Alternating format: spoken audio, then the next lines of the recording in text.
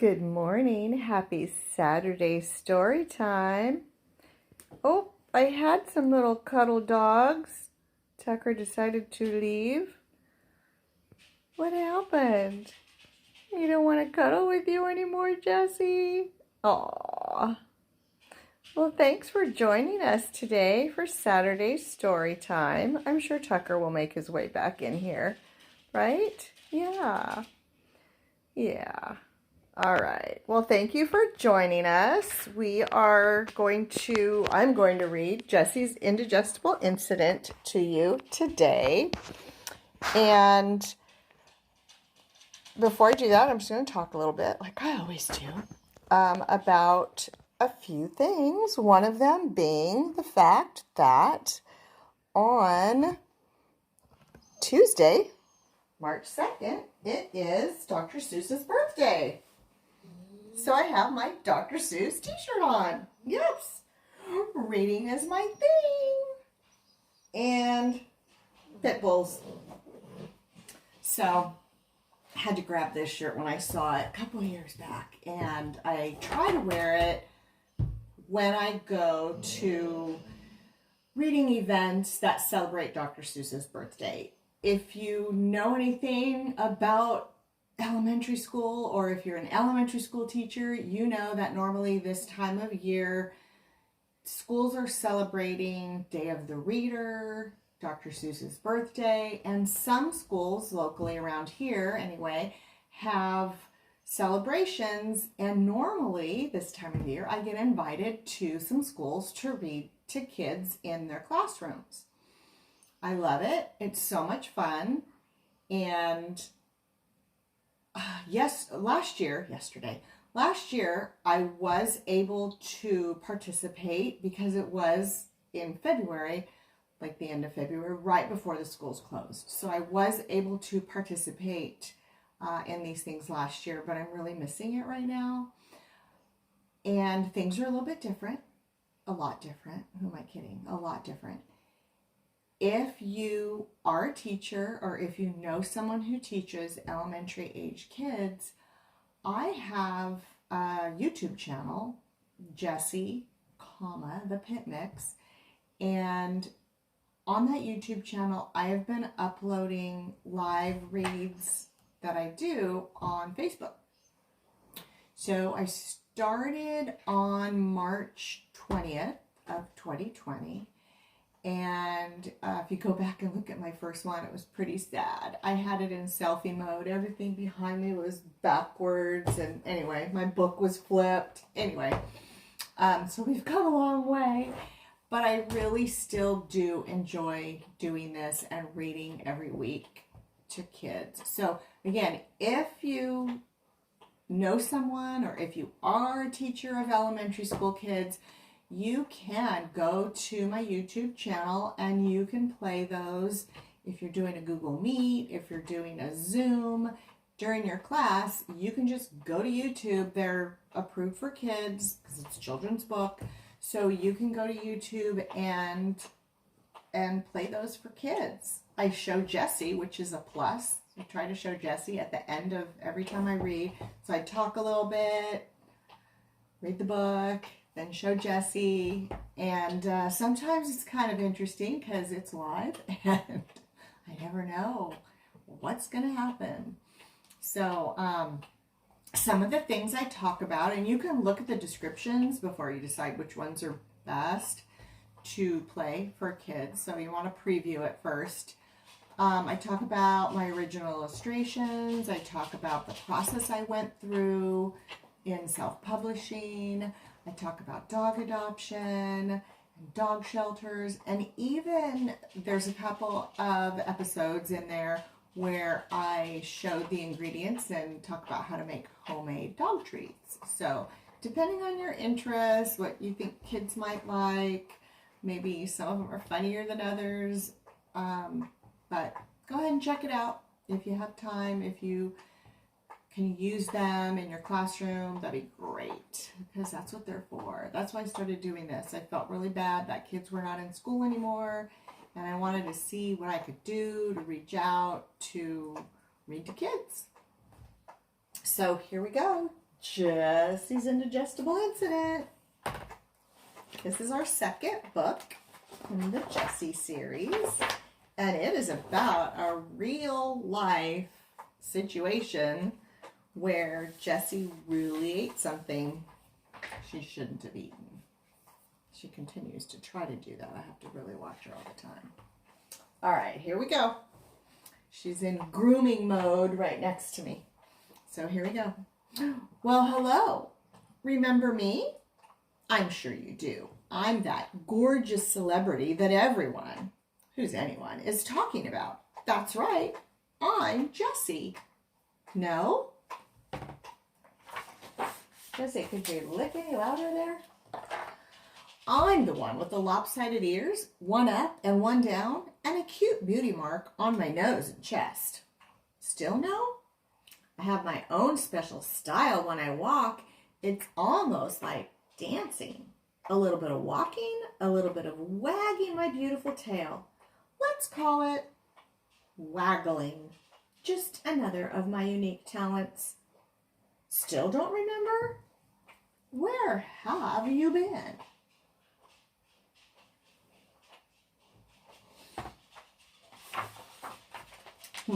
I know. I'm the one with the funny whiskers, one side black, the other white.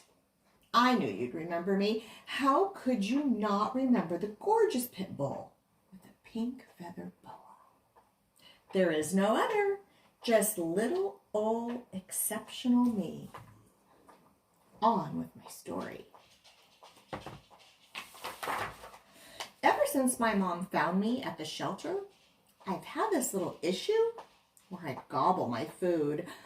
I don't know why, but nobody, and I mean nobody, is going to eat my food. Probably comes from having to eat whatever I could find when I lived on the streets.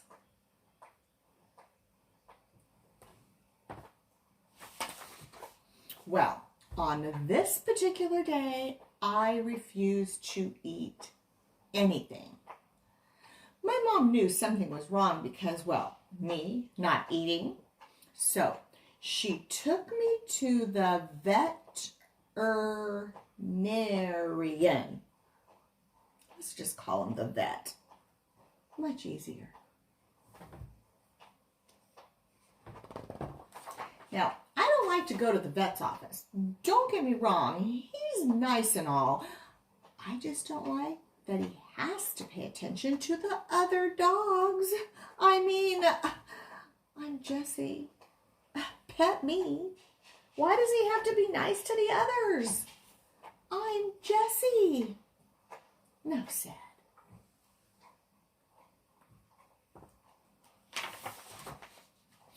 When we got there, I tried to give my usual hello by wagging my tail, but I couldn't get my wag up to speed. It just sort of flopped from side to side. He offered me a nice little treat, but I refused to have anything to do with it. Again, not something I would normally do. I love treats. You know that. But Jessie. They walked me from the exam room to the back of the hospital where they had this machine that could look at my insides. They called it an X-ray. It could tell if something was wrong in there. But he said nothing looked strange. If you ask me, looking at someone's insides is strange all by itself. They sent us home.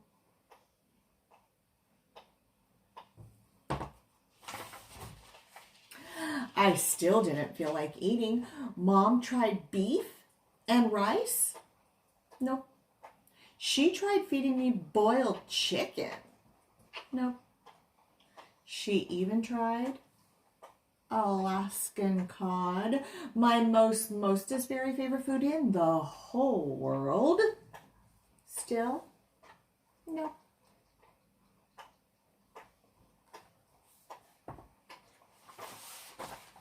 So, the very next day, it was back to the emergency pet hospital. It was horrible. Mom cried because she was so worried. I was getting weak. I didn't even want to drink water. This is where it gets a little embarrassing. Mom had to carry me because I could hardly stand up. The emergency vet wanted to do something called surgery. He thought I had something in my insides that caused an infection. Now, I don't know what a surgery is, and I don't know what an infection is. All I knew was that I didn't feel good. I wanted to go home.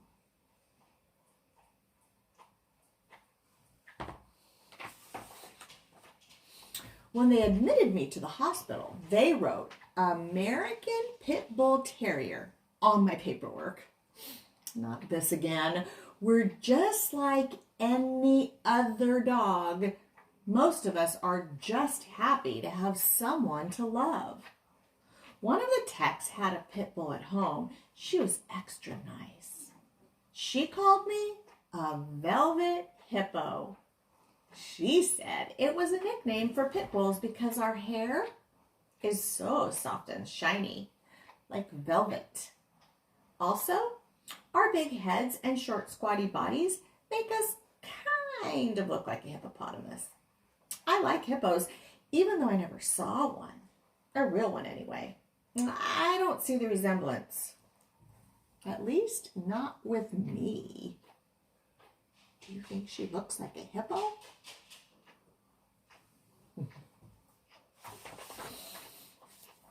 Anyway, I was hungry, but food just didn't sound good.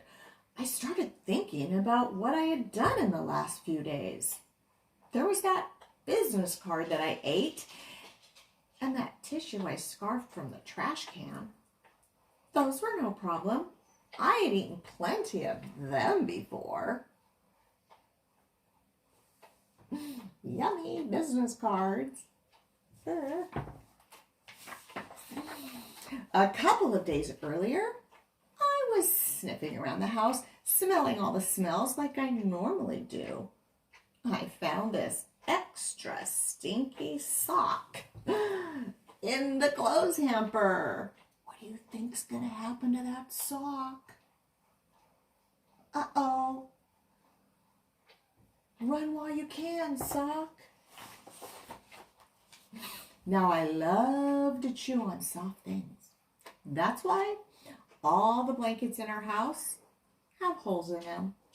This sock was one of Mom's. I could smell her, and it was extra soft. I picked it up with my mouth, and out the door I ran. Sometimes Mom sees me with socks, and just as I start to get them down my throat, she pulls them out. I know it's a bad habit, but I can't be entirely perfect, can I? This time, I got away with it. I swallowed the sock whole. That must be what is making me sick. That nice little extra stinky sock was stuck inside me.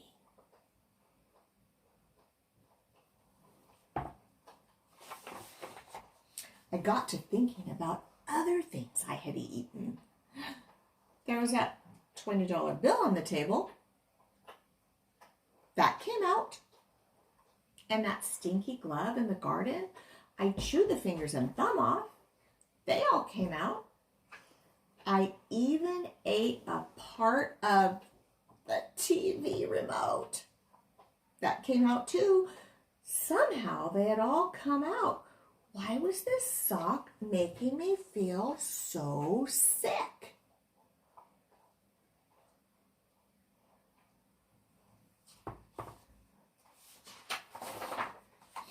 The next thing I remember was the techs petting and talking to me. They were so nice. I must have fallen asleep. When I woke up, I felt different. I had tubes attached to my paws, and all my beautiful hair was gone from my belly. And I had small silver lines all over my tummy. They kind of looked like jewelry. Is that what I look like under my hair? What happened while I was asleep? Surgery? Can you see her stitches? They were staples. Jessie, I think you're clean enough. Anyway, she's still grooming herself. Anyway, I was very tired and I still didn't want to eat. They offered me boiled chicken. Nope. They offered me beef and rice. Nope. They didn't have any Alaskan cod, so they offered me canned cat food. Now, that is so stinky, I usually can't resist. But not this time. Wait till you find out why. Everything they offered me looked like socks. What? How does food look like socks? Socks in a bowl. Yummy. Not. Chicken was white socks. The beef and rice were striped socks. And the cat food was brown socks. Yuck. I was not going to eat a bowl of socks. Ew. Would you eat a bowl of socks? I don't think so. The tech took me out of my cage and we slowly and carefully walked down the hall to a small room. I had to be careful because I still had that tube taped to my paw, and all that jewelry on my tummy was not comfortable at all. Once we got into the room, guess what? My mom was there. I was so happy to see her. I couldn't jump up, so I just wagged my tail as best I could. I held my gorgeous ears back so she could pet my face.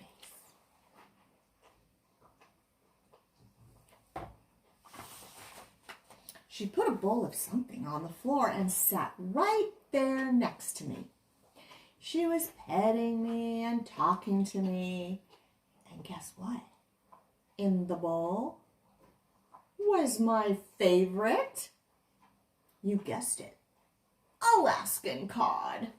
My mom brought Alaskan cod to the emergency hospital for me. I forgot all about the bowls of socks they tried to feed me. Suddenly, I felt better.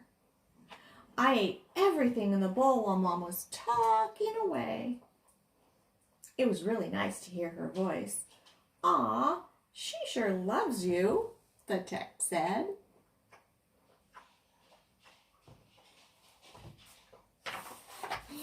I thought, yes, I do. Even more than I love Alaskan cod.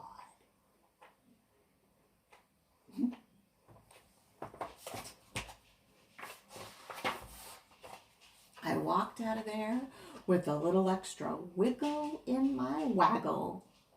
Probably because of all that jewelry. When we got home, I noticed we had a new clothes hamper. One where the lid snapped shut. Thank goodness. Well, I guess that's the end of my sock tale. Next time, I'll tell you about another one of my adventures. Oh, guess who's finished giving herself a little bath over here? Hi, Jessie. All right, well, let's go over and check out what Jessie's doing. Now that she's all clean, let's look at her. She's clean now. She